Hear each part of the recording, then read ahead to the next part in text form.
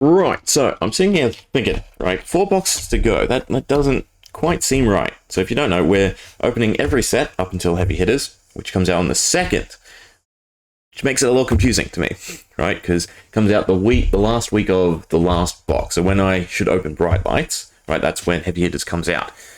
So I thought I missed steps, but then I remembered, well, I have to get them delivered because I'm rural. So, it does work out because I'll be a week later than most. Anyway, Dynasty, right, is the box for this week. Now, Dynasty is a interesting one for me, right? This is kind of the point where I took a step back and thought to myself, am I really, really interested in Flesh and Blood's collectability, right? Is Flesh and Blood still collectible?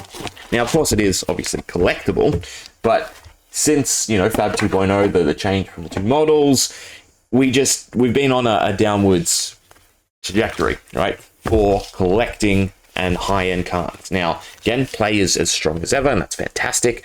But the biggest thing that I could never wrap my head around is Marvels, right? There was such a good start with Uprising, right? In fact, Everfest, this is the true beginnings, right? So Everfest, you had Stravo, you had the use of extended art, right? And then the use of full art, right? Sorry, right is my word. I really got to stop using it.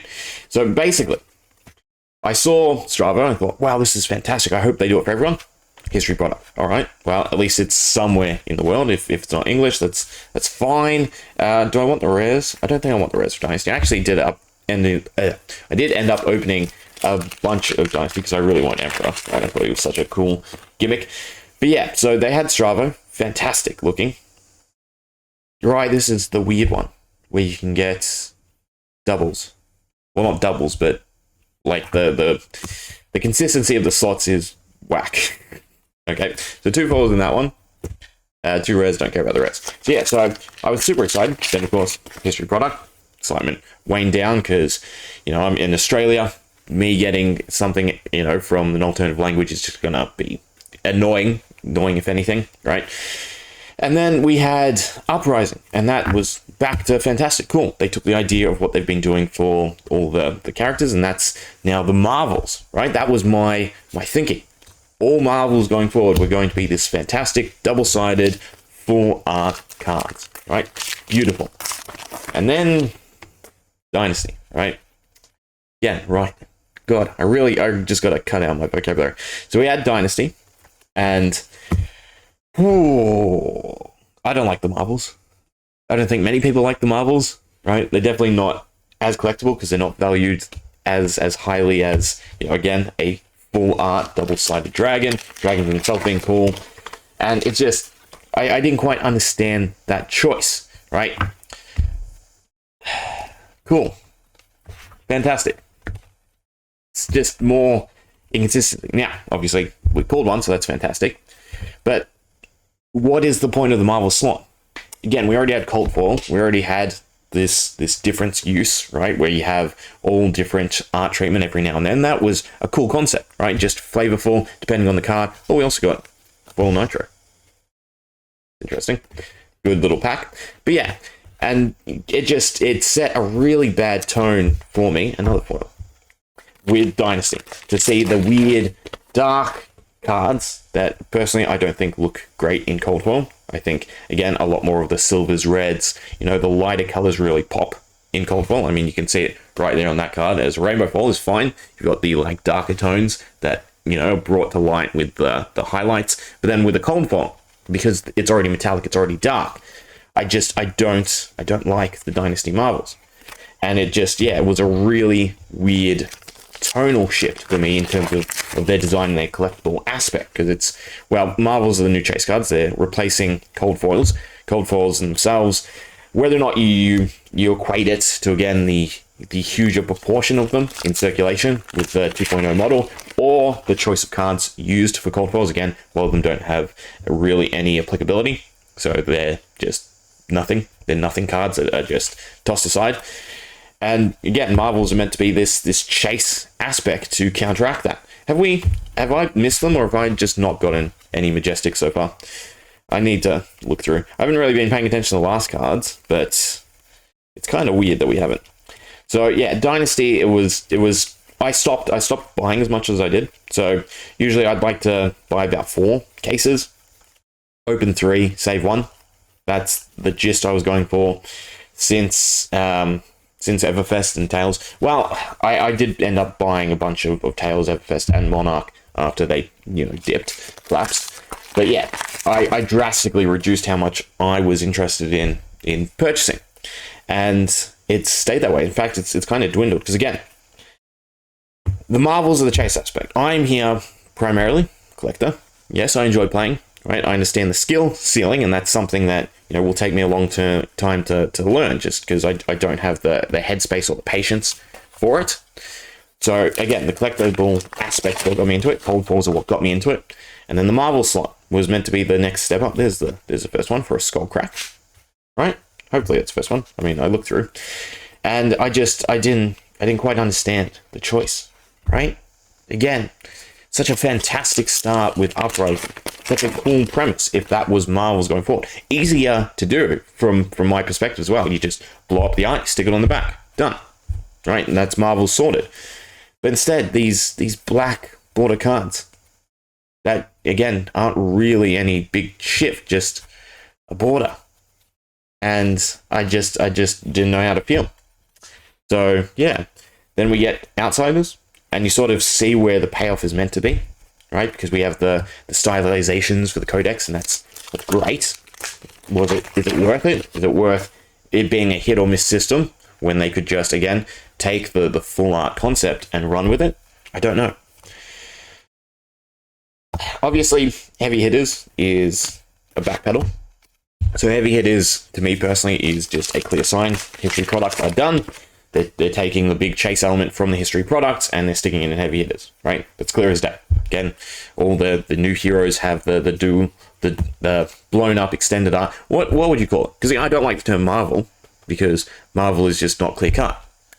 It's a full art. We'll just stick with full art, right? So you've got the full art heroes in that, so that they will never be used in the history product, which is fine. Again, the product is releasing in all languages, so it's better. Everyone has access to them, and that's cool.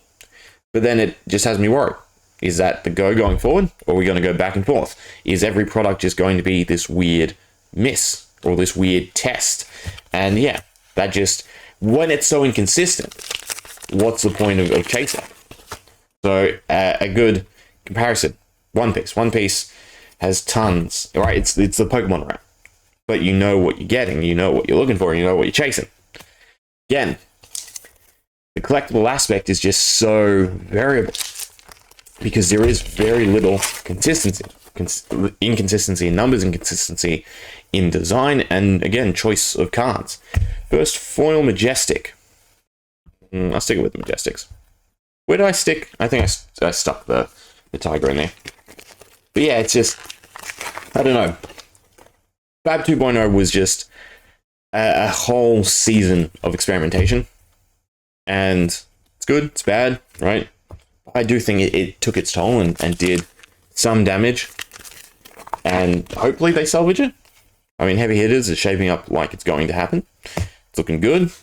Again, the chase looks good. Heroes are by far, the aspect everyone wants to chase because, well, they're your front and center card. So they're the thing you really get to show off. A nice black border equipment that you may or may not use. Well, yeah, you get the gist. There's another double foil. I think I don't know if we've had decent pull. I don't know about Dynasty. Actually has some decent cards, right? Oh, that's an interesting thing. When Skullcrack is discarded at random. I need to look into that. Is there more cards like Skullcrack that don't mesh with the new beat chest mechanic? That could be interesting. Anyway, we're close enough to the end. I'll stop my little ramble and we'll digest the cards. Anyway, 4 to go. I mean, we got a Marvel. We could still get a cold foil, so that would be nice. Regicide, meh. Foil, no cold foil. No, I was wrong. That's 4 to go. But yeah, so with Heavy Hitters, I don't know. I actually haven't ordered anything yet. because I am unsure. Again, I feel like just buying the cards, right? It's even on the collectible side, there is just no points. You could buy the majority of cold foils for a set with significantly less than what you'd pay to try and open them, and rolling the dice is by far, again, out of every TCG, I think Flesh and Blood has the worst odds, because their rarity is just, it doesn't hold up, right? Their rarest cards are so disproportionate, right, within one another, that, yeah, there's not really much points in opening.